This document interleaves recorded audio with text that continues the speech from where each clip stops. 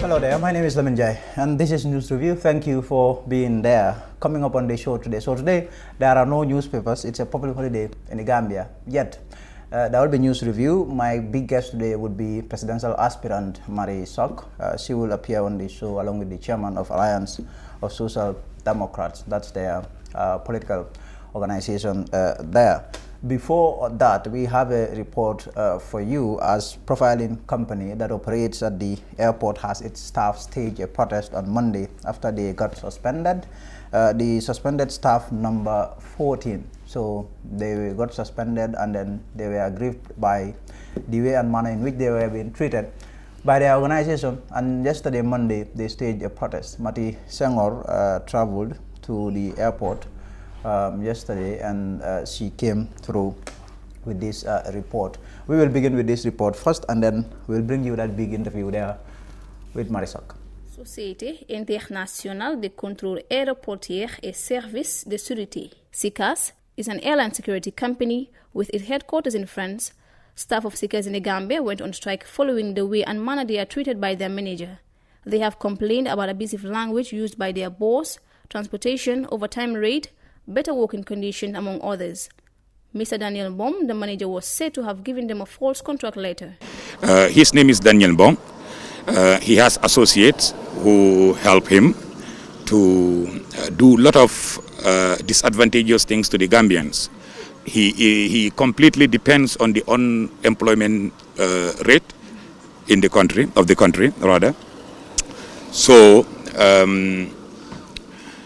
his method of management is more of intimidation and insulting people's parents or mentioning someone's father. Because it happened, Koli here is a typical example of that. All these things, all of this recent incident began from that point when he asked him a very crucial question, very simple. If they ask you a question, if you are not guilty, do not be angry. Koli just asked him, is he paying our social security? And his response was, go to social security, ask them. Koli said, no, before I go to social security, I have to ask you, if you are not paying, fine. If you are paying, fine. You just answer me. As Koli was saying this thing, just he used his finger like this. He's asking Koli, will Koli point his finger to his father just like that? And that was just a typical example. That's just a little example. The boy whose picture you saw before, with his eye was swollen. Also, Daniel mentioned his father one day. This boy, he mentioned his grandfather. So he's not a kind of a person who even think that he's a manager. He's above management. He is someone else or something else. So from there on, he started hunting because these people were the two people who were posting questions. So from there on, he started hunting them. During the operation, he even sidelined some of them. So it went to the point that to put them during the roster, when you have a problem with him, to understand that he is angry at you, it is very simple. Look at the kind of roster he will release in every week. So he will give you tough roster, tough duties, and in the operation he will be waiting for any little mistake you make, the mistake that himself is not exempted to do. So he will just come and then shout at you or try to find a way to victimize you. He struggled by all means to victimize these two people. But they were very much careful. They escaped. Until one final day, he came to the office. He gave us a false contract letter. Can you imagine? He gave us a false contract letter. We have evidence of that. Contract letter of Gaia. You know SICAS. Our company name is SICAS. Any documentation of SICAS, you should understand that it has to be purely SICAS. Maybe you might be aware of a restaurant called Gaia Arts Cafe in Senegambia. This Gaia Arts Cafe, how does it connect with airline security issues or SICAS? Because this is a French company. Gaia Arts Cafe, this is completely English. So it is only through fraudulent that such name can appear on our contract letter. In another development, they have been suspended for 14 days without salary after they left the terminal because they were being taken for granted, stressing over why the police commissioner at the airport should hand over the suspension letter to them. Man dama togon si kër bi tay suba tel sorry dama ew ma receive a call from the police commissioners in the airport ñu ne ma den ma soxla si police bi fi lu ma leen njëkk a wax mooy ne man tey dama off de tey nag ma juddis ñu ne ma even though moo xam ban time ngay mën a ñëw waaye dina solo la nga war a ñëw dafa am leeta bu fi war a pick mu jaaxal ma trop ma ne waaw comme que ñoom noonu la fa demee xaaral man tam ma ñëw bu ma ñëwee fii si airport bi laa xam ne ndekete nekkul man kenn ndekete ñun ñu booloo woon suñ digga si bés boobu noonu nekk on the 8th of this month ñu ñëpp la gars yi call pour ñu ñëw dem usi police bi so ñu ñëw bu ñu demee ñu jël lettre bi la ma fa nekk ne mooy ne waaw def ñu suspend 14 days without no salary daf ñu suspend 14 days fukkaa ñeneenti fan yoo xam ne nii dañ koo toog kër du ñëw liggéey te du fay kenn salary bu ko saf lan lu ñu defoon noonu last time mooy on the 8 bu ñu taxawee pour xeesuñ dëkka. Mr. Jatta added that they are not happy with the manager's friend Musandi Malan of Civil Aviation because they are not working with civil aviation and he has no right to be part of this. This is a very sensitive place, Banjul International Airport. He frustrated his staff, provoked them. The staff were angry. Civil aviation was lucky that the staff decided to walk out of the operation. Disgruntled staff in the operation in a sensitive place like this, is that normal? No, that is not normal. It is advantageous to civil aviation that disgruntled staff, they walk out of the operation. And this was exactly what happened. They walked out of the operation. And the matter now is being treated by his friend from civil aviation, Musan Dimbalan. He came to our meeting. He organized a meeting for this. Musan Dimbalan did this. He is a very good friend to Daniel as he introduced himself. He said Daniel, since Daniel arrived in this country, he has been doing everything with Daniel. This happened. Musa Dimbalan said this. So as a wicked person like Daniel, we know everything about this man. His associate should be a good person. Obviously, it's clear. So now, they intensify the issue as if we committed murder here. On that day, luckily, I was not on duties. They said this is obstruction of operation. It is big thing in civil aviation. The operator, the director of operation is angry about this. The civil aviation, it's a very big thing, because we were having a meeting with our superiors, the superiors of Daniel. So in order to beautify himself, so he said he made this according to the meeting, because we have taken the minutes of the meeting. I have the minutes of the meeting. I'm not accusing him. If I lie, they all know what he said. This is what I am saying here. In the first place, why must he participate in that meeting? He is in civil aviation. He is not working for SICAS. What is he doing with Daniel? To the extent that he has to organize the meeting, intensify our problem, make it a gross problem, to the extent that 14 staff have to be victim, 14 staff have to go under suspension for 14 days. So yeah, for 14 days. 14 staff, right? 14 staff, 14 days. Without payment. What happened? It can never be misconduct here. What happened here, it is never a misconduct. It is not to the extent of even giving someone 2 hours suspension later. No, because what happened was very simple. Staff were provoked, they walked out of the operation. What will happen? They did not damage any civil aviation property. No civil aviation material was touched. They did not bully anyone. They did not fight anyone. They did not shout. All what happened is that people will ask them, boy, you are working, why? Why are you doing this? Why are you working out of the operation? This. So they will respond. So during that response, this is what they want to use as if people committed murder or they were caught with drugs. Real criminals are never seen. Real criminals are never seen. They are hiding behind the shadow of civil aviation. At the end of the day, they just arrived, they went to our meeting, present themselves to be sane, to be the savior of SICAS. Like civil aviation is very mad at SICAS, but thanks to them, that things are fine. These suspended staffs are not happy with their boss because he uses abusive language to victimize them, sack any staff he wants, and uses the high unemployment rate as an advantage to mistreat them because there are less jobs available in the country, and they will try to keep the one at hand. For TFN News Review, I am Matis Senghor.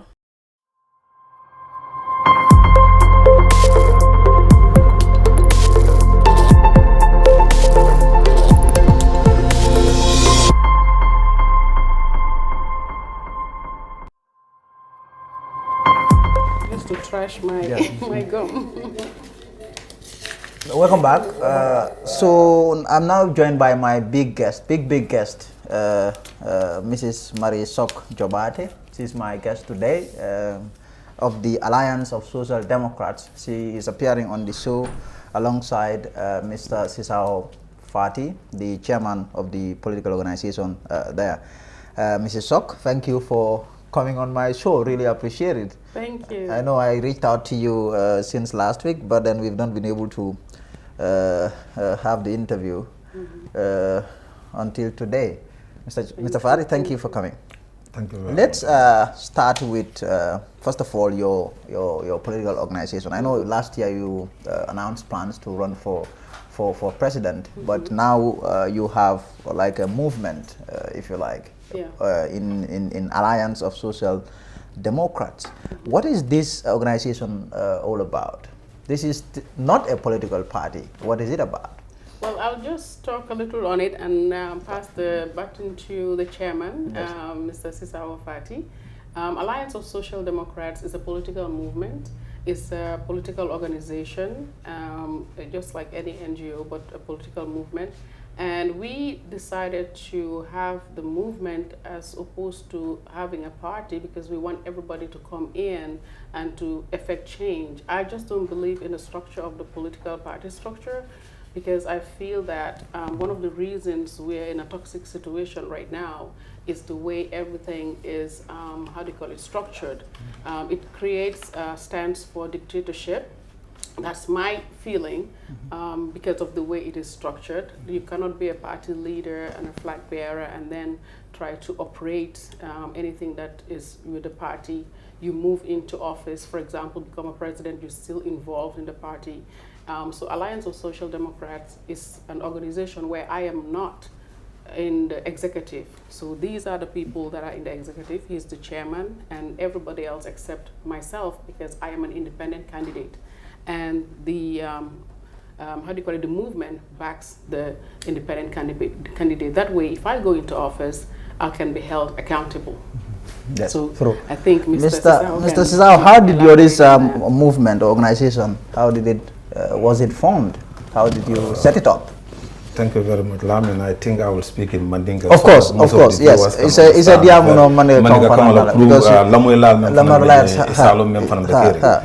Alliance for Social Democrats, association of the movement and consitalen kachatan damalu kabirin sitan kachata nga jibe gambe nyanta kala anyata lokani movement osoto natana mol soto me yalanko nga fenkol soto projet coordinator soto ani mo jamal natan tek tombon kabe be tombol na kanke kiyamada mam fon traje so but nata nyina discourse ko bawo patiol be siaren ban tol be ni association kala movement ko abe independent candidate le bagla so natna moje me yalon ko ala agenda nyi na sitan kachata min kata mari sok jobatete ala agenda fo moliye kabi ngajen ko nyi ake nyanta kala molite me yanko to al nga si ngate bag nga jibe because lafta changes la Gambia kono ngaje nyim banko kan jande sanji tallulu nim fula cewol do be nyim banko kan jam patiol siata imam banko bondino ku kono so kabi ngani musoja ko atabe kala independent candidate ko to sa en to be lola nga loa koma nga makoy fo janning abe banko tanolo wato men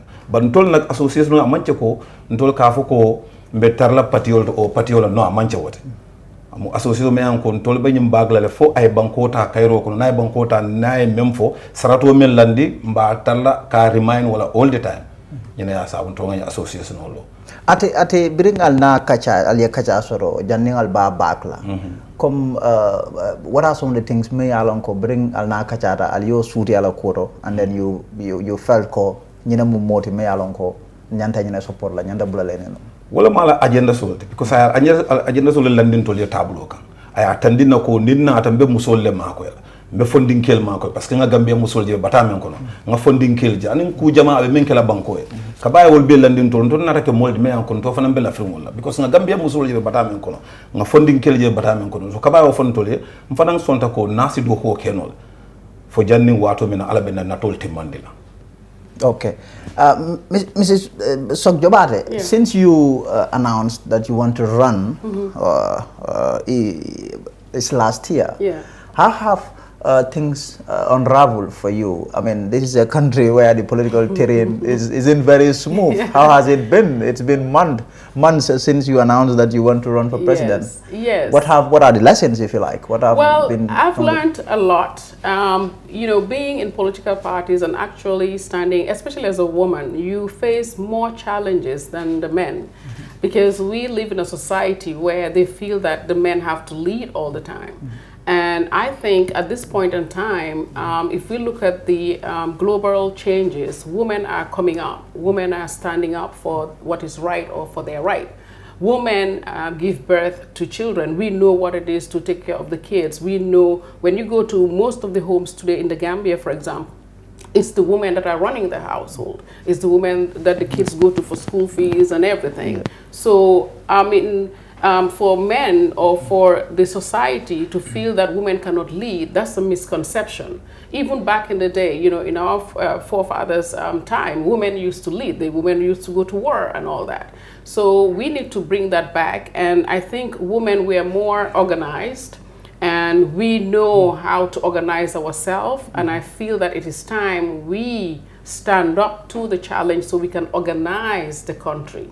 We can have a country for our children and our grandchildren. When we give the country back, we're giving it back probably to our sons. But we need to be able to stand so we can teach and show our sons the right way. The way we are going right now is not the right way. We cannot teach our children, our sons, corruption and tell them this is the right way. We cannot be leaders and leading them astray. Africa or Gambia and Africa as a whole needs to change, because there's a whole global shift when it comes to the political arena and what the outside world is looking for, the scramble of Africa again. And we need to have leaders that are ready and prepare also our young leaders to prepare for that and know the challenges ahead. So it has been challenging. I've had every insult I can hear from the book. I've had every discrimination I hear from the book. How did you feel about that? Well, I thank God that I have a thick skin. You know, people around me are worried about me, but I'm fine because I knew what I was going up against. And in life, you cannot say you don't want challenges. You know, I mean, when you have challenges, then, you know, it gives you the drive to fight harder. It gives you the drive to challenge yourself and say, you know what, I can do this. I can beat this. I'm better than this. You ignore, because sometimes these are just distractors. When you know you're on the right path, you get distractors. And at this day and age or point in time, I think I have lived my life to the fullest. I've lived all over the world. And I've worked all over the world with different kinds of people, and I've taken every challenge that have come to me, and I think I am ready for more challenges ahead. So really, it was a great experience. It is still a great experience. I thank the people, for example, in the provinces that I interact with. I thank the elders in the provinces that encourage me all the time. I thank a lot of people that come around me that support me. So because of those people that are supporting me, it gives me the extra boost. You know, people who check on me, people who text me, people who write to me, they give me the extra boost to know, and makes me feel that, yes, I am on the right path. So, I mean, let's get this straight then. Will Malesok really run in December? Yes. You are running? Yes. Well, that is confirmed. She has confirmed that viewers. Well, I mean, I would love to see you run and see how it's all going to look like. But while you were traveling or traversing the length and breadth of the country there, what are some of the things that you've discovered in terms of the immediate needs and concerns of the Gambian people? Oh, Lamin. I can just say when I took the team out to the provinces, because I've seen the provinces, and when I took them out, the impact was greater in the sense that when they came with me, some of them were crying because they didn't believe that is how bad it was. We are in, you know, this is like 56 years later, people are still talking about water shortage. People are still talking about a place with 2,000 inhabitants have maybe one well that is working for them. You talk about 56 years later, children cannot go to school, or they're selecting only 2 kids per household to go to a school that is, I don't know how many kilometers away, and only to select 2 kids per household. So when you talk about selecting 2 kids per household, if you have 4 kids, I mean, you're telling me that these other 2 kids are not going to go to school. So if you have 2 boys and 2 girls, guess what? They're going to select, of course, the boys to go to school, and the girls are going to stay home. In a population where at the age of 10, 12, or 13, the girls are married off. So when you look at where we are today as a nation, I think, you know, I mean, for me, I feel that it's like we never went anywhere. We never left. We're just the same. I mean, people cannot believe the situation that we find in the provinces, the hospitals, the clinics, from the livelihood, you know, it's just stagnant. It's like time stopped. I remember when I went to Poland, when I went to East Germany, when the Berlin Wall came down in 1990, I crossed over to, you know, where my mother-in-law lived was just not so far from the border, and we drove and then we crossed over. And you can see all the bombs, the bullet holes, all the remnants of the war 50 years prior. And for me, it's like time stopped in East Berlin. But if you go to East Berlin today, if you look at 1990 to date, you will not recognize East Berlin. It has, it has converged together with the West. The Kudamm, the Kurfürstendamm is opened all the way in. It's a complete turnaround. It's beautiful. It's hard work. They made that big turnaround. You will not believe, you know, the turnaround. I even have one of the rocks from East Berlin in those days. And we Gambians, we can do it. I know we can do it. I know we can come together and make it work. But it needs hard work and dedication. And this is one of the reasons I said I love to work with the young people, because they have the drive, they have the zeal, they're hungry to change. And I think we can change that together, because it is really bad. I cannot believe in this day and age people are dying of childbirth. I cannot believe in this day and age we're talking about we don't have water. I cannot believe in this day and age that kids are not being educated. I mean, that means something is wrong with the system. The system we have right now is not working, and that's just the reality. Mr. Fati, Allah movement on Alliance of Social Democrats. Nisa fono mole atol mosi fanya dilel movement on kono in terms of the composition funding ke kafole bang for kafusi fanya dilel baraka bake lamin ni ajibe nying movement o kono mel fam be kala je ke baate wol be kala tete bake fam abe mu funding kellete mu sol nin kambande ngolo because ni na secretary general jibe mu sol sonku dinding etata project coordinator la etata media director be mu dindi won lete mu su dindi won le muy bete ñun le kafuta ñola sitam ko gambian be fenne kon meyan ko fonga wulinga lo e ceballe be jang sanji jelu kabuna jawaral ya jamme kana sa adam barola wato be mu nyin keballe ya mu ne kay banko kay man fen kaja fonding kel be sirin so nyum fonding kel nata si ya nyi association dada kabe ya dada e ko sai nata nde tombo yente kiyamo ndel fam siyata je ba nte mo ge kebal ba na wado am kebata je biya be mu fonding kemiro la de ko nga wuli gambe be dun kan din ko le kono din ko men ko nimma wuli ngan tawsidin dol fonding kelo ata bete ala son musol be batala cewol be bataka fonding kel be bataka ani say ko mon bonde gambe kan sanji tallu ani woro wo batala be keno wa na ni association on tol ngalonde al kamun I'm sure one thing I'll be making a walanka marisok mako ala political economy ala political economy but I'll beyond that I'll come mune fonke exactly be kuja ma ke kam because ni adiben tamata jantata provinces ma fon lan ka lampo lo molye nka molu mako en katanka solar energy because nga doke nyaani jama fon la mais yanon ka en defon ni yoku ya bagam because ndala mam foto ma fon la but kabim foto je lamin believe ni ko mbotale nga harma di wona jebe livre nyama ni koy sanje tan ni woro e kamere mantra gambia kono lampute je sareto wala ka mul samba musol ni muso me an ko na ko nota kadi kononto e man l'hôpital soto buri jambuli ke kula so tollo ta wala be lampol lo kan tabo koto ka lampol ke je streetol be je me an ko cebal bo ka hanya kata misro do salola bandi wala ka lo islo kan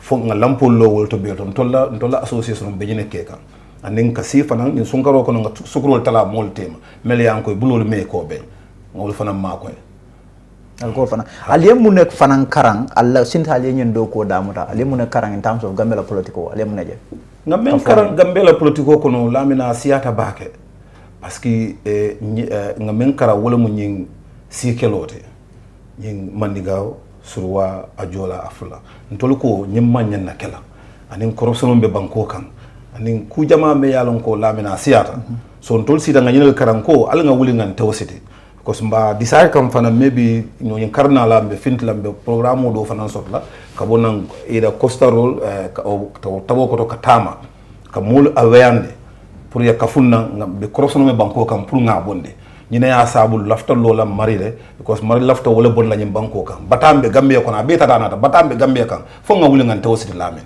gambia batata ñulu nata ko al nga ya jamme kelen sanjum won kambe Mrs. Jabate, I mean, I know when I interviewed you last year, you indicated your desire for the political leaders of the country to scrap or collapse their own desires to run, but instead back you and then become president. I mean, sort of. Yeah. What I said was to endorse. To endorse you. Yeah, when you see when the political arena is kind of getting a little bit intoxicated, sometimes we need a breaker. And I feel that if we want peace to reign and we want to work together as a team, let them endorse somebody who's not politically affiliated. But because I like I said to people, when we are in office, we don't care whether you're UDP or APRC or NPP, it doesn't matter as long as you can work. We are looking for dynamic people to work because we want to stand out just like other nations. And what I asked them to do is to endorse me as a candidate to be able to break that barrier of divide, breaking the barrier of political divide, religious divide, and all this so-called nonsense that's going on. We are calling each other names. When this party sits, it's only them that will rule the country. When that other party sits, it's only them. We cannot have a Gambia like that anymore. We need a Gambia where every individual, every Gambian can have an opportunity to be in office. Regardless, you can still finish work and go to your party and have fun. You can still finish work and go, do whatever you want to do. And in order for us to have that, we need to find this is one of the reasons I stand as an independent and I refuse to have a party. What we did with Alliance of Social Democrats, this is an organization. It's a movement. Even me, when I'm in office, the movement will hold me accountable. Exactly. If I'm not doing what I'm supposed to do, they're going to hold me accountable. Because that is one of the reasons I'm not in the executive.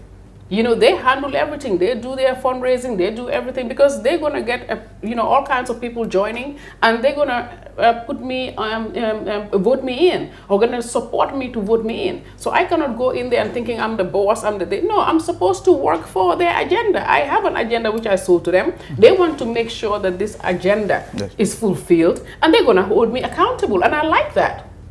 Because I have to have an outside eye. I have to know what the people want because I'm there for the people. I'm not there for myself. I didn't put myself there. I can't put myself there. And this is one of the reasons I said for the political parties to endorse me. That doesn't mean their parties are going to fall apart or they're going to neglect their parties. We've seen that in other countries where when we know this, I cannot run anymore, we push the person that we think can make it. And it is just in developed countries they do that. But if we want to start thinking positive and thinking ahead, we can do that. Well, they can choose not to endorse me, but regardless, I will still go on to the very end. But how far have you gone with that? I mean, have you met the political leaders? No, that is coming. Everything is time. I have a schedule.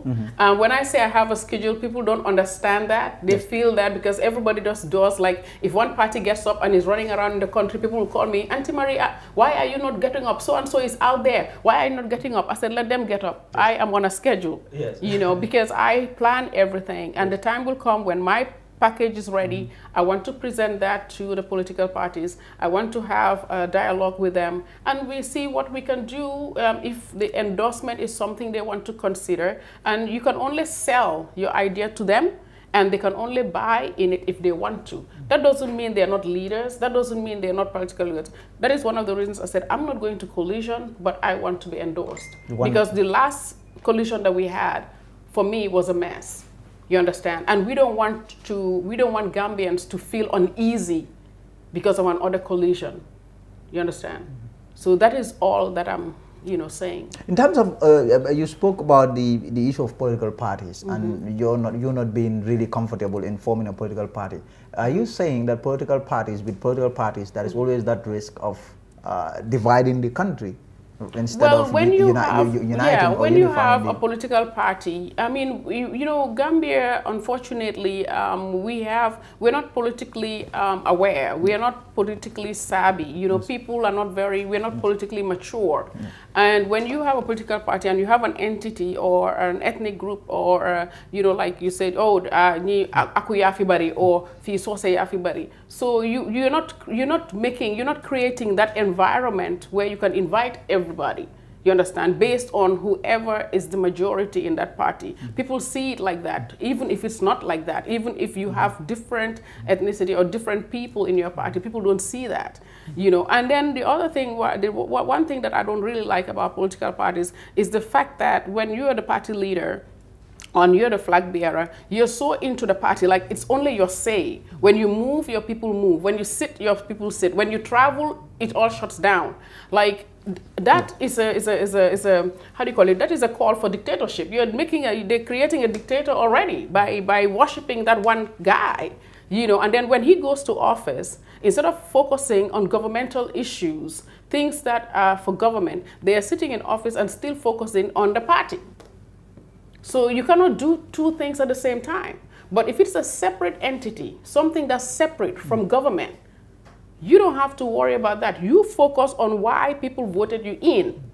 And the organization or the party needs to focus on what their agenda is, which is maybe to even promote somebody else or promote your agenda as you are in office. You have to separate the two.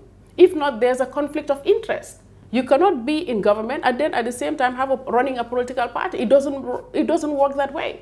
Just the mess we are here today. That's always that problem. Allah kafo, Mr. Fadi. Allah kafo big social alliance, political kafo lemo, but I want to party yet. Party kuo atol kafo party kuo je nyadi le political party. Atol tam political kafo le, but I want to political kafo le. Ntol pati ko ndata je bi ndata je som parce que mona ya sabu meta gambe janne sayambe sanje talulo ko non nga pati yol je menche gambe ko ne yaje gambe be kumbola bi nyam pati ko le ya sabu parce que mo kline ka taraje mo me yalon ko mo be ke danko atella na ko nko wala ka kuma na ko hani wala ka kuma nata teje bi ko maya fo nyame nata teje bi pati yo nyimbu katama mbe nga o jenje janne so wala ntol ko ndate pati kuto ñim pati ko wala Gambia fara flate ba kilim fa kilim ka tara different pati ke manke kilimote ko da ko no man tembeno because ite ko yete be ñim pati do ñim do fe ñim pati do to alte diamula alla musul te diamula al dingol te diamula parce que albe different pati ntol ngaje ko be banko farakan ko al nga association soto me alon ko be kala political association ti nga independent candidate soto ning national assembly election of finance tan ntol be mo bagla be kala independent national assembly membalati ate party support la abe banko la interest le jibe la ba ñu même bebe jibe ka parti wala interest le jibe parti wala interest because ibe tar la office ko no ibe gambira do ko le be motoli sanne ba di la parti wala oto ite man gambia jibe ite la parti wala jibe so wala ntol ko al nga parti wala ndi nga association ko me ko momo lote ko ma nge bag do ifin national assembly man te lola nge jibe 15 ntol le lota nge ba fo dun taw o député bon ndum be account la ate kila kon nañu député dole ma ñaal menke because way ñaal yelende gambe non ñaal ñanta yella sa al nga bossi no ndeka wol fo mol be bari mol fa nga mem fole mu independent nolu ni mo load as independent accountability ga problem mode because moment traje me alon ko asa hold comme ni député ke independent for example na la parliament men diara no asa kenole nobody ko asa stop no lamin nga merete South Africa jele ANC be nyame be tamaka nyame femme kumpa oto ntolu nga momodu ntol ni be silal be MOU la safela mba sign la ndun te tarla sino la ngebule tam ekuta mande men diate ntol nge gameno le carte fayda fine comme ñu ko ale suno kay nyame ko munemu 5 years lam bari ya MOU men sign mo maaje ban ntol ni ba make so la ni be MOU sign ni ma tamanda nyama ntol ba make so la we take you out ntebula 15 ke yake men tamate if in independent can men ke representative can do from table 15 every time be come be remind am beletro safala ko e ni ntol nyina fo ndum banko mol man satisfy because ntol ni dunta ntol be banko round the land and bread of the Gambia barana nga mul ñinin ka ñimme nga kaje ala do ko be nyaade ala satisfy la ba dun député o député nge kaje ibaka futé la mol la ndebla lay sije parce que député be jamé ko ni na raje ka si ko mbojane bu ngol luwas jete sele la bol ya ko tante dun tambita gambia tambita wala al nga do ko ke ngan tewsite this is why entol mam pati kuma mari daw nga announce on ne da nga taw ne ka president mu nekk loo xam ne I think you are the first woman jigéen mu jëga génna mu ne dafa bëgg a taxaw président I mean there was a lot of reaction around that léegi na nga jàngate politique Gambia bi depuis daaw ba tey well politique Gambia bi ma gis I think I mean gis naa ay kilifa yu bare ñoo xam ne ñëw nañ sax suma office di ma ne dañ ma ñëw pour jàngal politique so pour man soo may jàngal politique wax ma political party bi nga nekkoon lan lañ fi defoon because man I don't understand the politics that they're selling in the Gambia and the politics am na ku ma wax sax ne déet politique boo génnee da nga war a wax lii déedéet doo ko waxee nii ma ne ko that's wrong because you cannot give people false hope yes this is one of the reasons we are in a mess because yéen a ngi jox nit ñi false hope yéen a ngi fenal nit ñi politique du fen am na ñoo xam ne sax bokk nañ si suma team and then dañoo dem di wax nit yoo xam ne wala di leen dig man leen don't call when the people come they said well dama ñëw bokk waaye dañ ne suma ñëwee dig ma jox lii ma ne la I don't have nothing to give you you know we are fighting for change fighting for change we all need to come together and fight. But why are you coming to me only because they told you I have to give you a car? I don't have a car to give you. You fight for it. You understand? So these are the misconceptions when people come to you and say, man, this is politics 20 years. I know the political, madam, this is the way you are doing your politics. Munala is isn't it? Hamna politics, you hamulo politics, you understand law politics, bisi ground we woman, you know, that they introduced me to, I'll say, wow, denga anyo, you talk ambanda yek yoyu, ak hari yek yoyu. I say, man, suma halis, dupul har ak manda. You know, I work very hard for what I have. I don't have a lot. But the little I have is what I buy lamps. I rather buy lamps and things that the community can benefit from. Even if I don't win, they will look at those lamps and things that I've taken to those villages, the bicycles for the kids so they can go to school, things like that, so that people can say, Marisol, they vote in Kode why they lila fi buy one. Because if yenen politicians let them keep them to account. You understand? Yes. That is why I tell people, go and find out what these politicians have done prior to announcing that they're politicians. Lan lañ fi defoon bala ñoo ne ñoom politicians la. Because it is easy to just get up and say, I'm a politician. Nit ñi door di la may xaalis, nit ñi door di la jox xaalis. Now you feel that. But no, that money they're even giving you is for the communities. Yes. You know, so I've been doing my charity work, and I still continue doing this because I feel that as a citizen or as a Gambian, I owe it to my country to do for my country. That is one of the reasons I came home anyway. Standing in politics or standing in this arena is just so that I can broaden, you know, the help so that everybody can be empowered. The country can see itself again. We are humans. What we are going through right now is not humanity. You understand? You cannot see your fellow woman hungry or don't have food to eat. You cannot see your fellow Gambian begging. We should be ashamed of that as individuals. Man rusna may nit simbeda bi sax less than $50 or $100. Rusna ko sax. If I have $10, I don't give it because I'm too embarrassed because I'm thinking what can $10 buy for this woman? But if I give her $100, I'm thinking mun na dem marché, mun na am tuuti jën, mun na am hej na dara budut am sami jëm sax, mun na am ñaari jën. This is when I give somebody something, that's how I think. So if I don't have, I just drive. But if I have, when I stop, I give $100. Because I want them to go home and sometimes I even $500. And it gives joy to me to see somebody happy. Happy like that, yeah. Because it is inhumane to look at our fellow Gambians, you know, our fellow brothers and sisters hungry. Suffering. It is inhumane, you know. So these are the things that, you know, like I said, when people come to me and say politics, you know, your hamulo politics. The politics I know is, you know, listen, if you are a party in waiting, you are a government in waiting for 20, 30 years, I think there should be something you have been doing for your people to keep on voting for you every year, in, year out, for you to be this powerful. But to say to people, I can only do for you when I'm in office. My friend, you can never be in office. You might take another 50 years to be in office. So you want to tell me you're not going to do anything? You're still just waiting for that one time you're going to be in office? What kind of politics is that? That is a problem. That's quite a political abnormal. Party is a governing body. It is as much as a sitting government, because the structures are there. You have your wards, you have your chairmans, you have all your deputies, you have all these people. Get them to work. Do something for their communities. Do something if your MPs or your councillors are in these areas. Make sure these places are developed. Make sure the schools are empowered. You're getting funding. You get, even that even helps your political party, because the people that are in your political party, seeing the impact you're doing as a political party, they'll be more empowered to even empower you more. They will say, our political party, we've built this, we've built that, we've done this, we've paid. Wow, people will pump more money. Then people like us will not have the opportunity to even stand. No, but in terms of the culture, the political culture in this country, the issue of people expecting something from their politicians. 24/7. Yeah, that is deep seated. That has always been here. Listen, you don't want to take that route. I don't.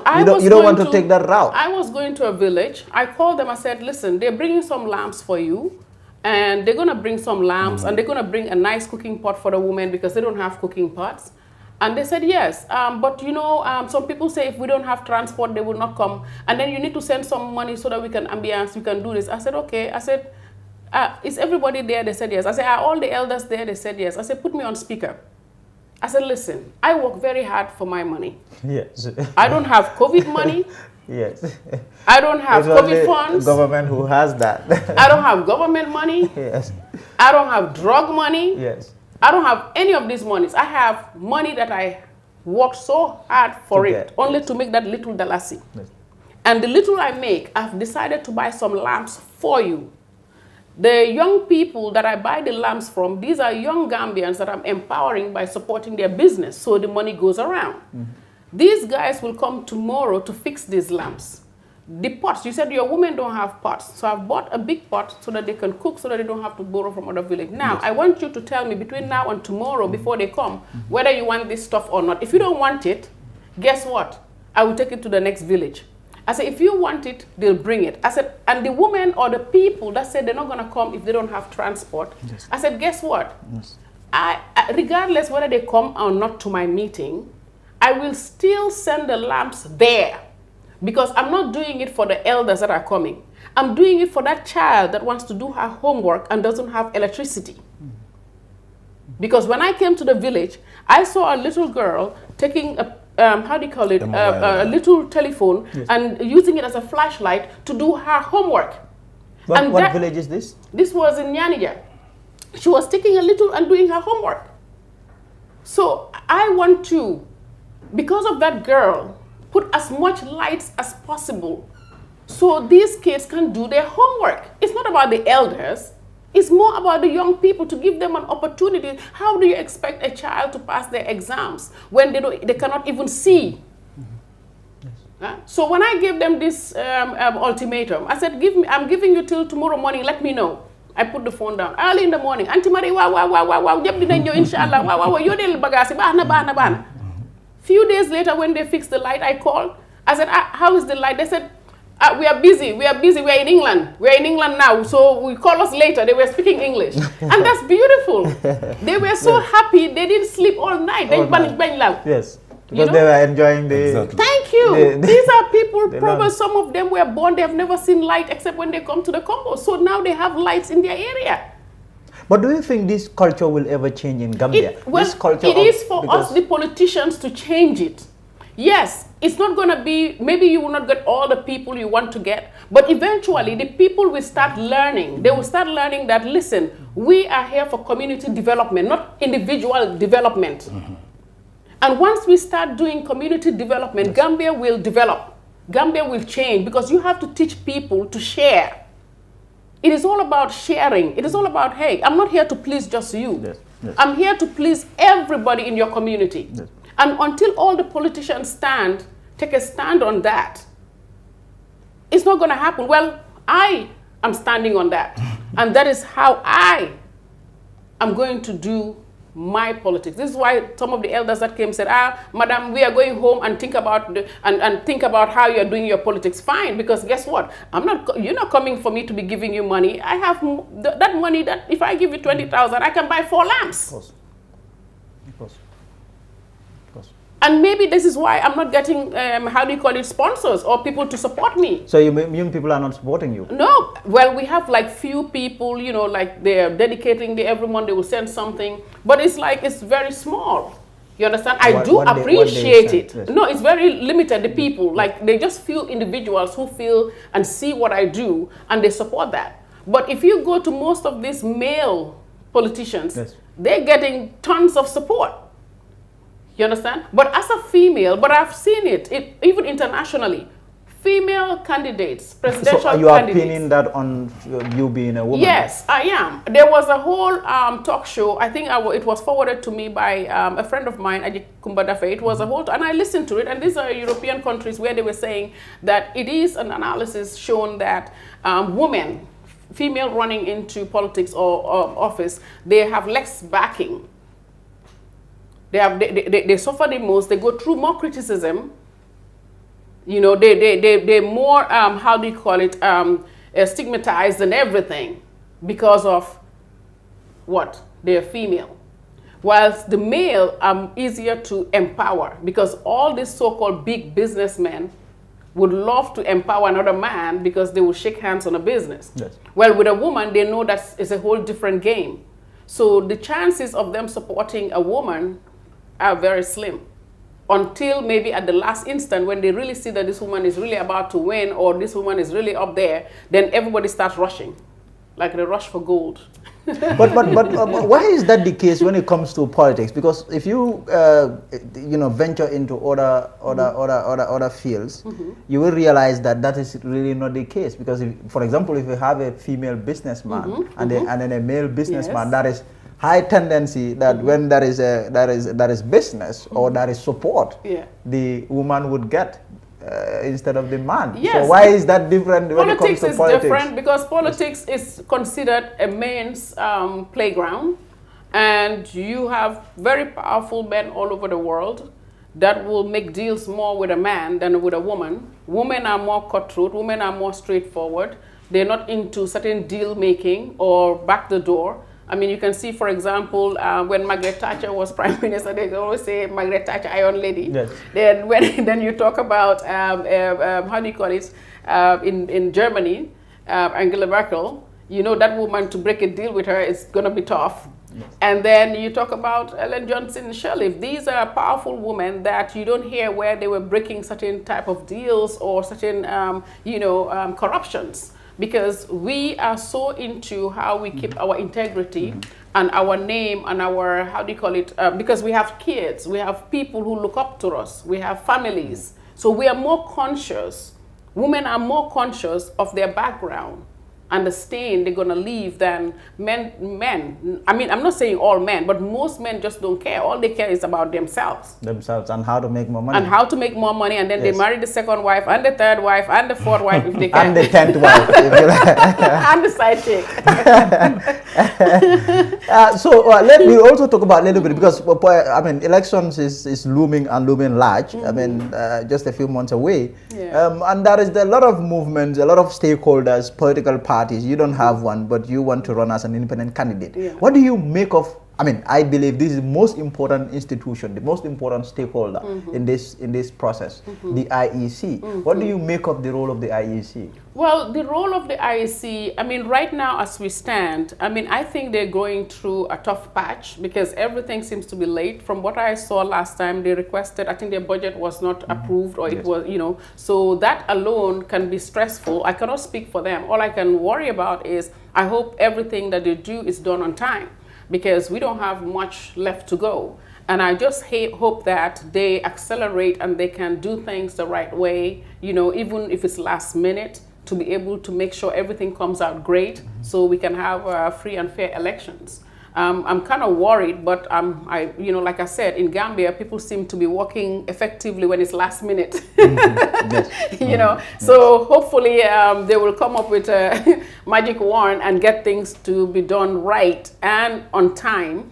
And hopefully we'll have a very good election this year. I'm praying that they pull it off at the end. Mr. Fati, Allah alliance onying kafonying bao political kafole adonga mello wala political kafolu especially political parties in IEC la kadogo ke bake atolla kafo al temoning IEC be nyaadi le comme kal involve ila pol kono alni kadogo so okay ani anyway kabringa form folo ning IEC mambulo du nyobul folo barinka kuma kan lo fayi kan ne mel yalon ko abin registration wala Kenya to menketa mol me yalon ko mancha banko de ban ning IC man si folo nga kacha folo bar ngama maybe in the future for asikeno fana niya si nga kacha haklo be men ko non fana nga foto fana ya moy atol kam mune korosi IC la do goto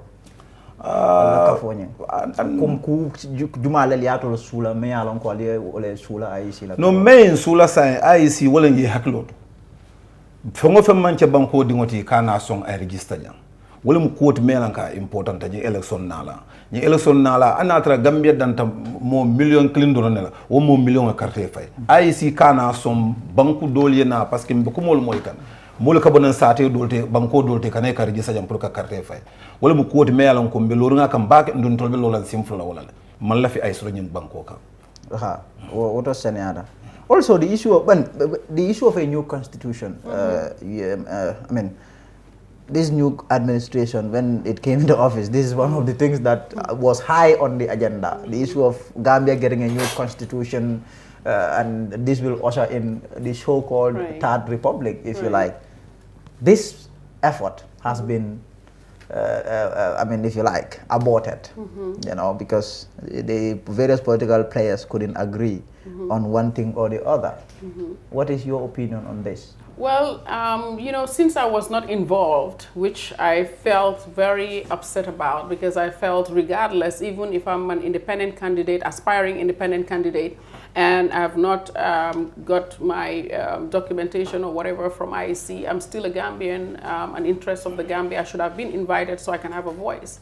And I wish I was there, because I would be one of those people that would advocate for the political parties, for example, not to have to even travel to Nigeria, for us to meet here in the Gambia, have a dialogue, you know, and back and forth, and if we cannot agree, take the, you know, take it back to the NAMS where it belongs, so that they can sort it out.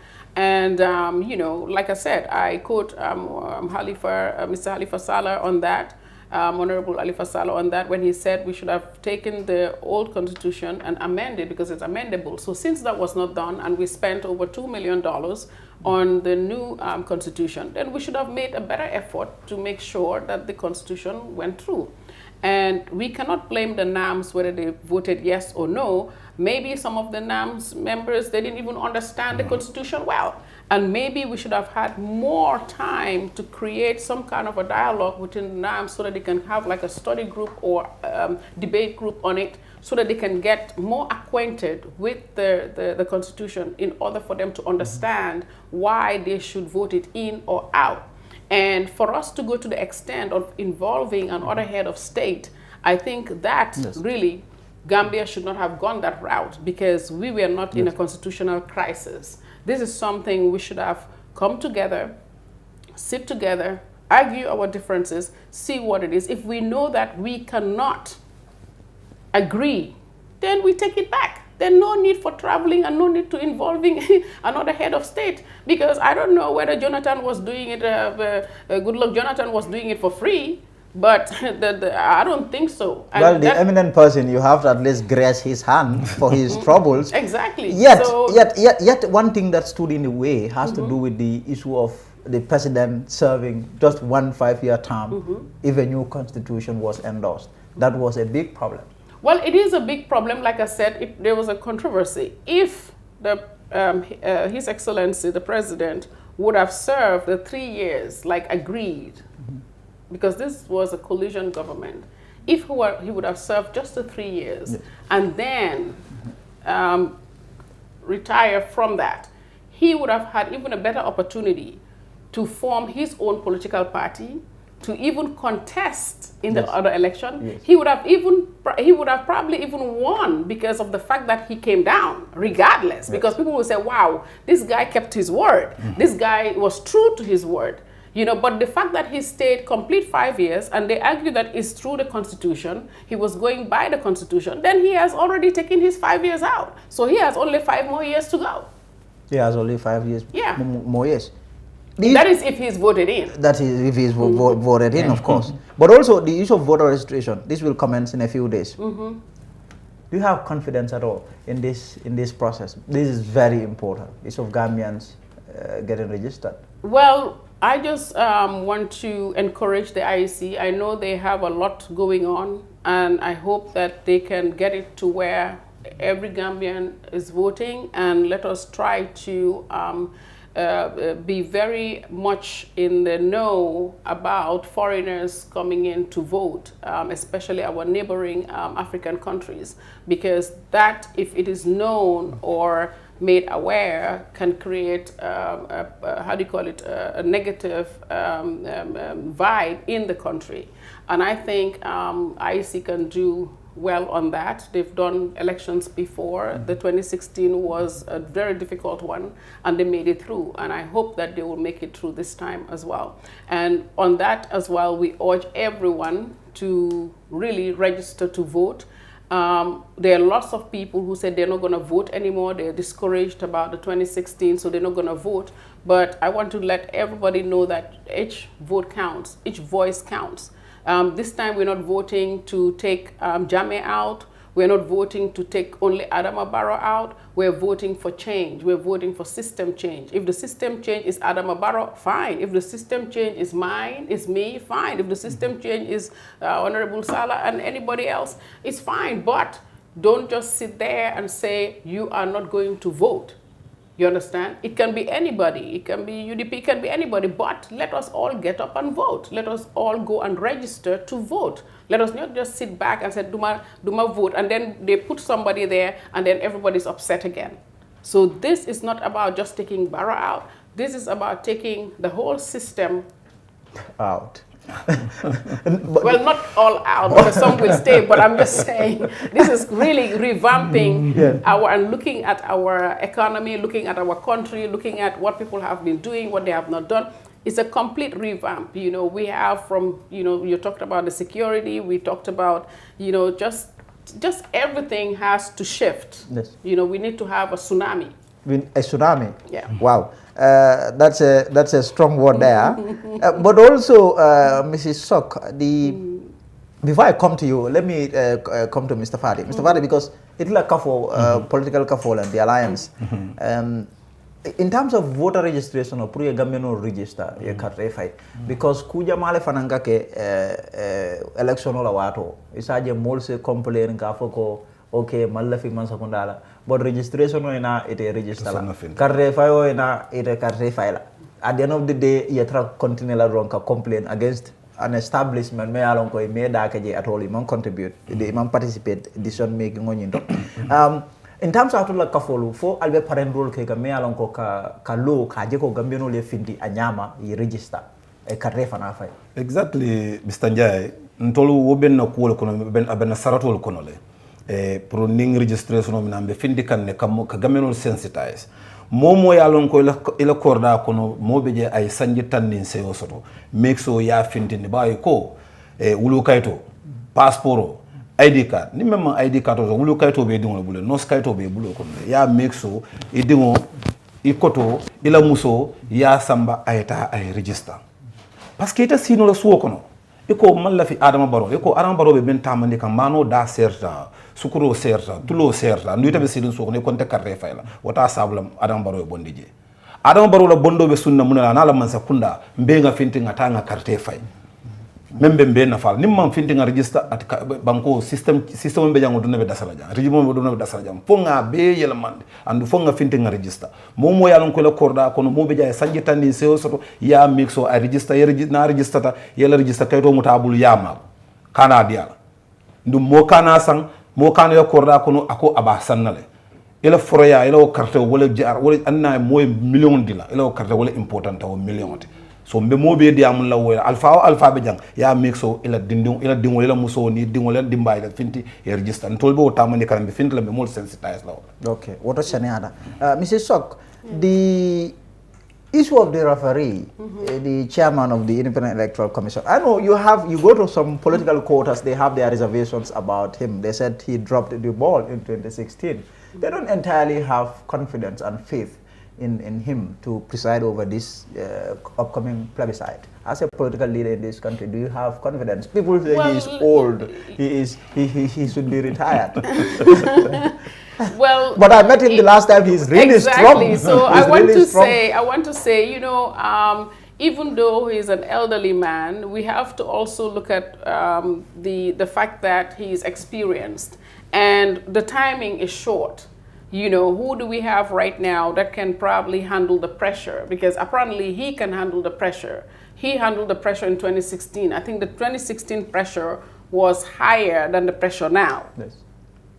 And I think this is just a transition. Someone might disagree with that, well, because some political party leaders have started calling this one a do-or-die affair. Well, listen, for me, we all have different opinions. Yes.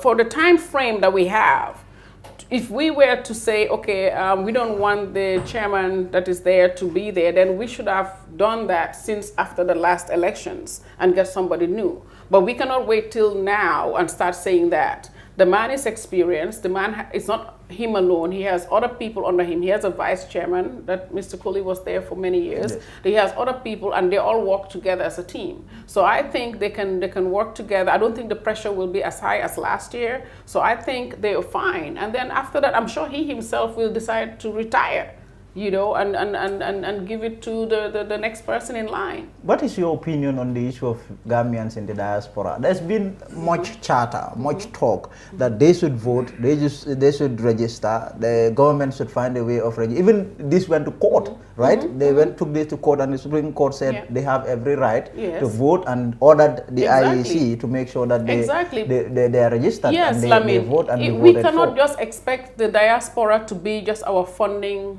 you know, just for funding. Our funding province. Exactly. You know, these people work hard. These people have families here. These people some of them went only to work so they can come back home, and they want to be part of the decision making here on ground. We know, for example, our population and the people that are here, maybe almost 80% are not so educated. And most of the people that are in the diaspora, they're more exposed to what is right now, what is democracy, how things are supposed to work. And they can help their families by educating them through you know, their communications. And of course, if that is the case too, they should be allowed to have a voice.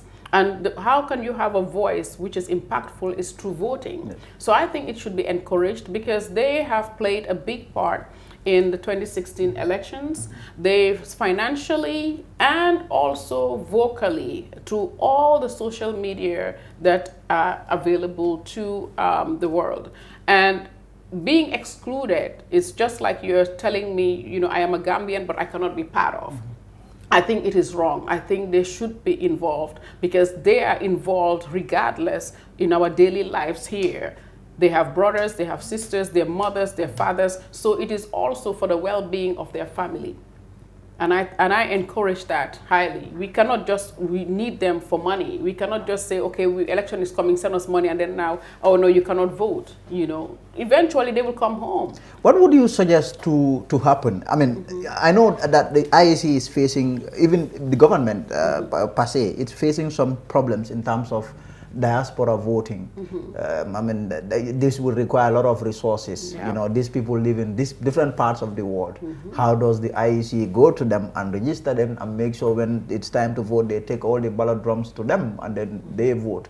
This is going to present a nightmare. Exactly, and this is something that, like I said, we cannot do things last minute.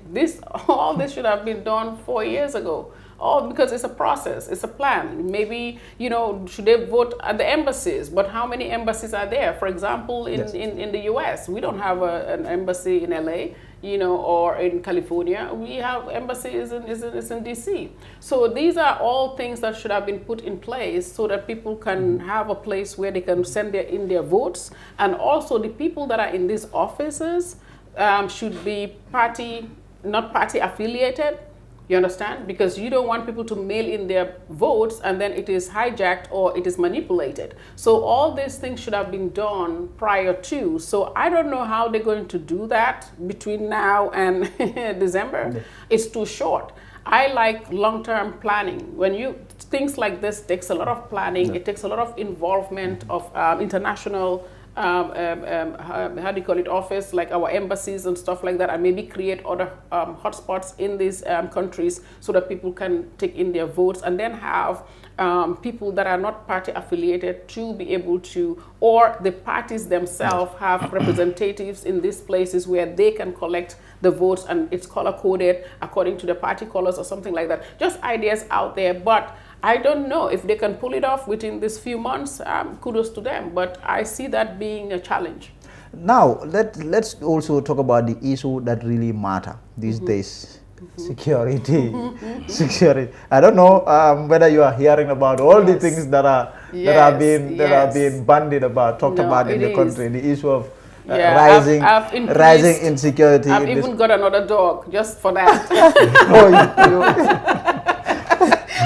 So you really cannot handle the rampage of thieves. No, because you know, this is not only they're not only coming to steal, they're also coming with arms. Yes. You know, they're also coming with weapons, and that is dangerous. Yes. You know, and these young people, and you are not taking chances. No, I'm not. You know, these people are desperate. You know, they're desperate. They have nothing to do during the day. They have nothing to look forward to.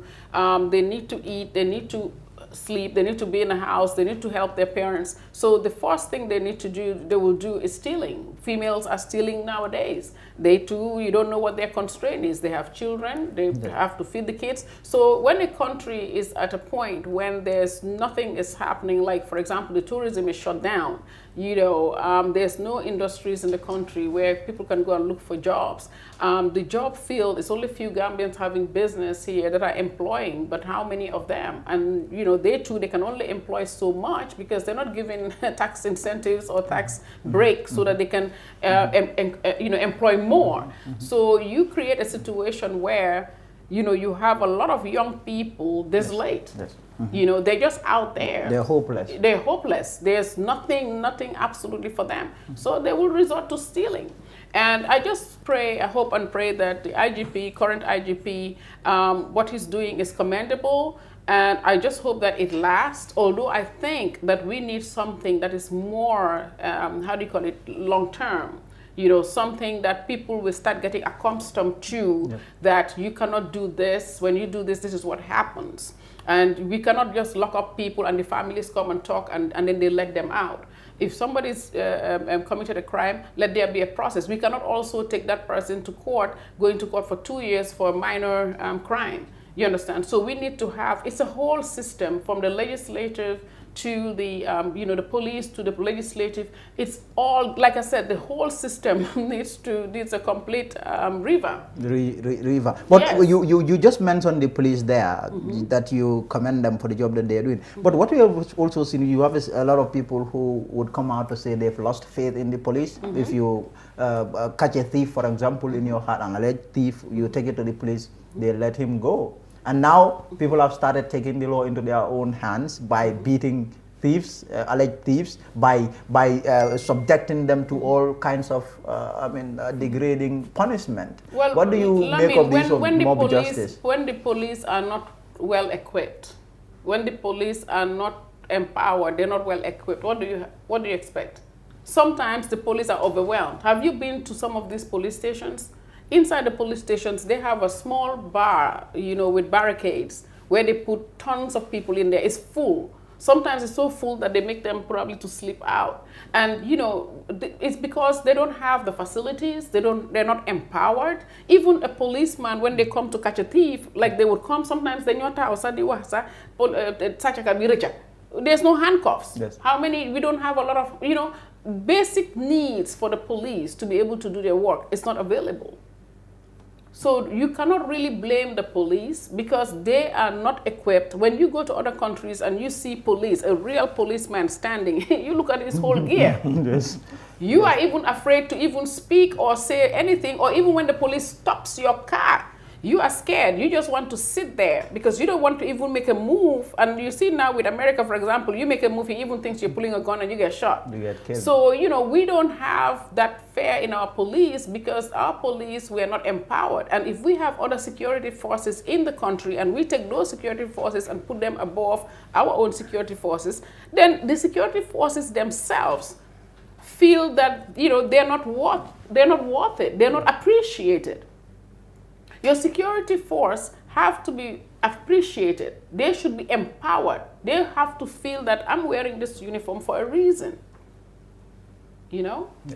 But if they don't feel that, how are they going to even, and of course, we the citizens will end up also not having faith in them. So it's a whole cycle. It's a whole cycle. You cannot have a faith in somebody who doesn't have anything. Police can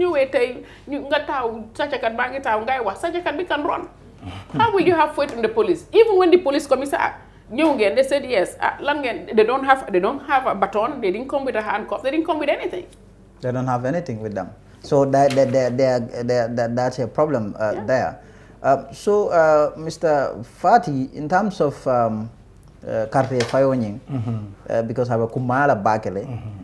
Atolla kafo atolla fita munajela in terms of gambe nyanta mansakunda sifa men sorla nyin karre faynala mansakunda me anko ta hadumela ate kala sulwol men ko joko sadio me yalan ko fente bulu konko bela ite anko mum yanka be mira konko bela so me yawta yaw ke political advisor be munekela wote mira mo la ko tenke wote mira mo la nyimbanko kan abe mira la kungolla so ntolbe men tan la gambenol lambe gambenol kumande la bin to laftambe mu gambelo sensita al carte fay moy me yalon ka be gambia kenya nga boñe mbata men kono be batala kono andu bata men mo bonda ko momo e carte mu te ya fay moy me yalon ko jikitala abe gambia bondino la nyim bata kono bar nyum ko bebe sila su kono ko an kam fatale nga ya jamme bondi jande nga adam baro samana woyum la din ko kono sayem batata de carte fay la wato gambita bola nyim bata kono nga dumna bata kono parce que adam baro be next 5 years of na win la nga dum bata jana kono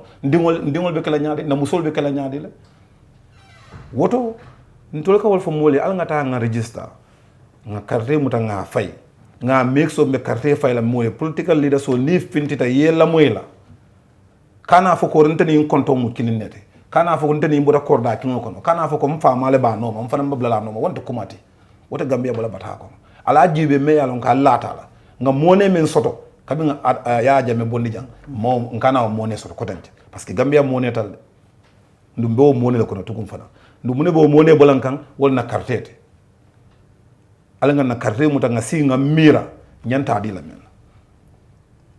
wakumma bari anyaro la kafo jibe atul ka même fasa al ka même bac al belori men koma wala mariti adung ataketa musolati adung menje wala mu almost all of them men be je ba nyini kan kewolle natol tata mol la community data swol kono al ni mole kacal soro nale marila kumo foye ika react nyaadi le ika mun kuma si falel fa musu candidate wala ko la binte ni chol bu kacha nteni fondin chel le kakata ani musol parce que tulle be gambe yela mandila parce que mbejum bata men kono bi ñin ciolle mbula bata kono sanje tallulu ani wor minister mu ciollete president mu ciollete ya mune bonden kan bata la bira be ñu ne kono ya Ellen Johnson Salu Sambana ay bonda kono Tanzania fele so wota al nga bo siri ñimu musol me yalan ko akon natale man fenjibe man sijibe man dina jibe man fengo fenjibe ko gambe bata ko men kono ñanta wol bondila ntol ka wol tande mol la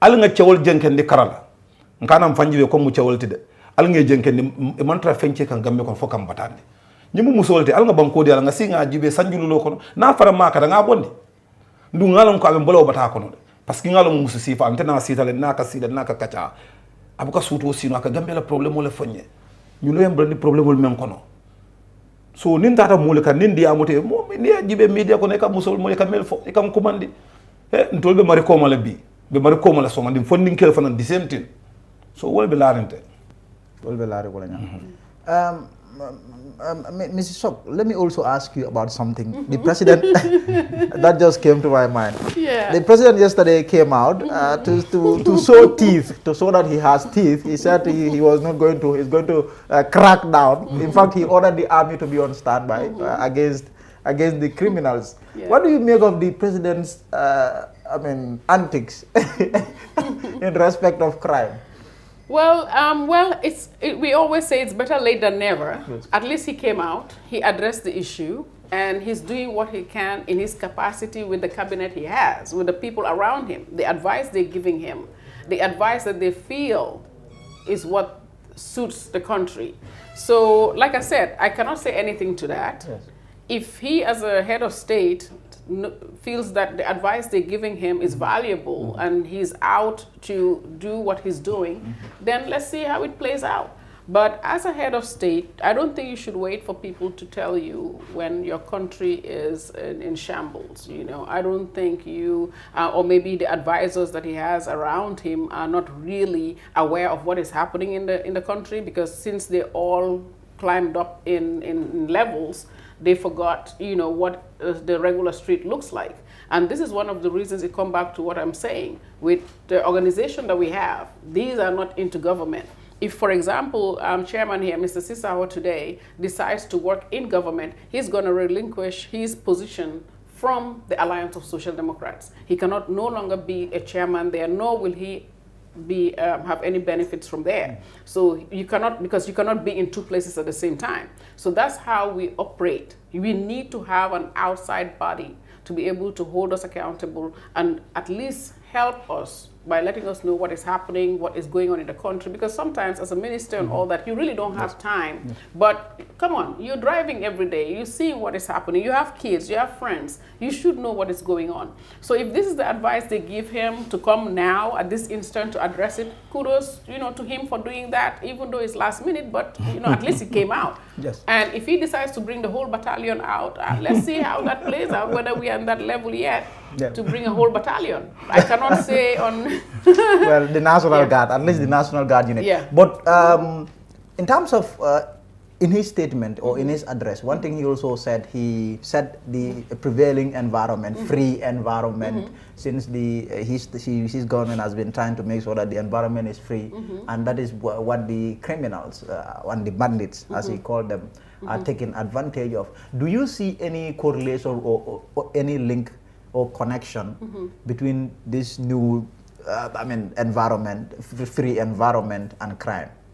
Well, if you say, what does he mean by free environment? The issue of people's right being I understand that we have a respected. freedom of speech. Yes. I understand that we are free to speak, we are free to move around, which we were free anyway, Yes. to move around, but I don't understand what that has got to do with the crime that is created. I think if there were platforms created for these so-called people we are calling criminals today, I think the crime will be less. I heard some time ago one of the, I don't know, men in office said that a country that is developing always comes with crime. I don't see the development. I don't understand what development he means. And we have countries that have developed and the crime is not as bad, but you're going according to ratio. If Yes. a country is 10 million inhabitants, then you can say, okay, you know, when we come from countries like Chicago, like city, and you can talk about the crime in Chicago is too much, even for that city. But how many inhabitants are in that city and how are they tackling that crime? If you talk about New York, the same. But in a country where we are 2 million inhabitants and all of a sudden we have this surge of crime, I think they need to sit down and really look at the problem, where the problem is, the root of the problem, because we didn't have this crime before. If our borders are open and free, if we have areas, hotspots in this country where people are coming in with no security, hello, there's going to be a surge. So before we talk about these bandits, these criminals, let us see how these bandits or criminals came about. Where did they come from? What happened? Let's look at our borders. If you go to all the Senegalese border, it is all guarded. When you come over to Gambia, it's open. Even during the COVID time, Senegalese were coming in anyhow. They were just paying money and coming in. And these are all lapses. We have to go down to the root of the problem.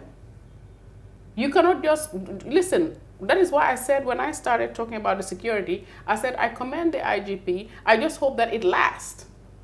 I hope it's not a short-term fix. Yes. Because when we do anything short-term, whether they can uphold and make this long-term. So we need to set something else in place that is more solid, that is more standard for the average Gambian, for the citizens, so that they can feel secure at all times. Not this quick fix. This is a quick fix. We need something tangible to say, okay, now Gambia is safe. Listen, we are risking not having investors. We are risking, we just came from 2016 elections. Gambia was getting to a nice plateau. Then we had the 3 years, 5 years Jotna thing. Tourism was advised that Gambia was not stable. Yes. So that year, again, we didn't have any tourism. Then from there, we thought, okay, let's come back up a little bit. Now, guess what? We have COVID-19. Now, when we talk about after COVID-19, all the countries are getting up, all the countries are reopening, you know, they're trying to boost the economy to business. Now, all of a sudden, we have this surge of people killing, you know, thieves running around, killing each other, young people, taking drugs, running around the streets. The other day, he had an incident where a young boy who was so quiet took some kind of drug and he was running around saying he's killing everybody. There is a problem. And we need to address that problem. You know, you can, listen, we have institutions where you're locking somebody up because he's a drug overdose or he's in drug, you know, and he wants to kill somebody. You don't take that person and lock him up. You need to evaluate what he had and probably put it in a rehabilitation center. Do we have rehabilitation centers? We don't. So you lock that guy up in prison and then what? What have you really done? Or you take somebody that is drug addict and put him in somebody in a mental home. That's a mental home. That's not a drug rehabilitation. So like I said, we have a lot of issues to work on in this country, and there's a lot of things, like I said, when we can do quick fix things to stabilize the country for a little bit, but what is the long term? That's quite clear. What's the long-term goal? That's quite clear. Mr. Fati, nibe jiber la claim trial ka convince kamarila kumo fay why atanyanda ka refa la marié ba mari nyanda lola abe lola nibe muna folay nte ka fe même fo molier parce que même fo nyalo tam mari ke kalo mo si falete parce que mo me yalon ko ako atado domoro ke la ni melbe abul do ko la e man domoro ke mo me yalon ko nina moto kono albesilo kan nay momoje aka lole ay lafi ay diam ay lafi ay fembonde ay diala wala mo harma do me yalon ko e bala faso harma di ngole harma do me yalon ko e mulla nyanto respect le mari mbo muso sifalete do mari ka bala fa muso len ndol na ka tara jelen ka jele mol men kana american so nte ka woltande mol la mo sifalam fara ngani ka ngadi mol lan ko alfon ya jibe mo mol man mol fon kanale e ko ngam mari jelen tol fon latale ko nyimo mol men ka se gambia banko sambanon. So, what would the Marisok administration look like? How would it look like? My administration, we have at least 50% women and 50% young people. Where does that leave the older men? No place. Listen, we're going to have some men, elderly men as advisors to these young people. Let's say, for example, you have a young minister of 25, 30 years old, you'll create a team for him and an advisor, somebody you put on a contract that can help them in their area. Because right now, when I look at all these young people, there's so many intelligent, smart young people.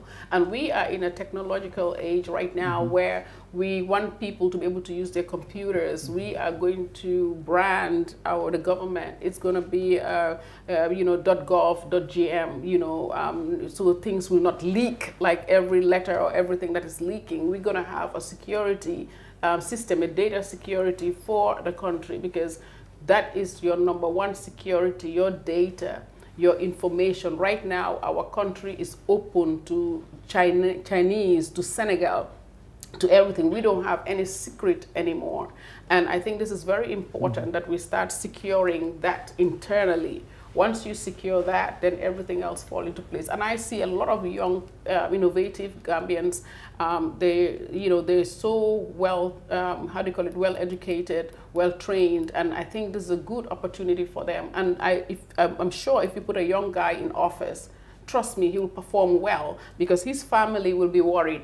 They will question him, can you do the job? Are you sure you're good? Are you sure you can do this job? And he will be challenged. His other peers are doing well in their ministries. He'll be challenged to do better. So it will be like a competition. It will be, the drive will be there. I run 110 miles per hour or 120 miles per hour. I run. So I definitely cannot run with somebody who's moving at 20 miles per hour. I remember years ago when I came and I was working with Fatumas, the former minister, and I said to her, we run. He said, "Yen dengen muna daw tor so len joge America di daw rek ñun fi dañoo ram." I said, "Yen ngeen ram li motax Yaya Jammeh ngeen daw di len bayi gannaaw because da ngeen wara jog dawa mom waye mu ngeen daw di len bayi gannaaw." So that attitude of ñun ñu ngeen ram has to stop. All the countries around us are not ramming. They're all moving. Senegal is building a big data center. You have a lot of American companies coming to invest in Senegal. They have tourism going on, African Americans, all kinds of tourism, regional tourism. Gambia doesn't have anything. I brought the idea of regional tourism and African Americans to come to the Gambia using our roots. This was in 2011 and 2013. It was all put under the table. And these are the year of return that they're celebrating today in Ghana. I brought that idea here. I still have the paperwork. And the same thing, they shoved that under the ground. We brought a lot of projects, a lot of investors here in the Gambia, and all that was shoved under the table. How long are we going to do that? Just because what? You are not giving anything on the table, or you feel that Marisok, or she's not somebody to work with because she's too like this, she's too straightforward. But listen, it is not for you, it is for the country. It is for everybody. You know how many young people will be employed? Do you know how many now? We will not be talking about unemployment. We will not be talking about youths, unemployed youths. We will have lots of youths that are employed. So these are all the challenges, and these are all the issues that in this country that we need to start working on. So like I said, Lamin, and we can sit here and talk about this 24/7 and beat about a dead horse, but Gambia needs to change. My office is going to be dynamic. My office is going to have young people looking just like you and ready to rule. It is 8 p.m. We've run out of time, but one final, maybe a little tricky question, and then we'll leave it at that. Lamin, you always pushing. I want to before we wrap, I want to say thank you to I like to promote the young, innovative Gambians that are trying. There's a young tailor in Talinding. He made this gorgeous outfit for me. And his name is Pabi, or Paboy. He's in Talinding. So he made this beautiful outfit for me, and I want to tell him thank you. It's beautiful. It's beautiful. Nice. I designed it, and he made it. So he made it. Okay, okay. Wonderful. Pa boy, if you are watching. That's Marisok saying thank you. In Talinding, In Talinding. But then this question is Marisok confident of victory at the December election? Marisok is confident of victory in the sense that, for me, victory is not about going to the State House. Victory is the fact that I stood up as a woman to the end. That is victory for me. How about victory going to State House? Well, when we win and go to the State House, it's just the icing on the cake. That's a very good answer there. Thank you very much. Thank you very much, Mrs. Marisok Jobate, for coming. Really appreciate your coming to our studio. The last time when we had an interview, that was in at my office. At your office. So, but thank you for coming, Mr. Fadi. Thank you very much for coming. Baraka bake la min contenta bake. Mfana mbafole ya baraka. Baraka bake. I understand you are learning Mandinka these days, so hopefully I should be able to put in some words. Yeah, exactly. So very well, that is it for the show today. Thank you for being there. We'll be back tomorrow. Until then, goodbye from me.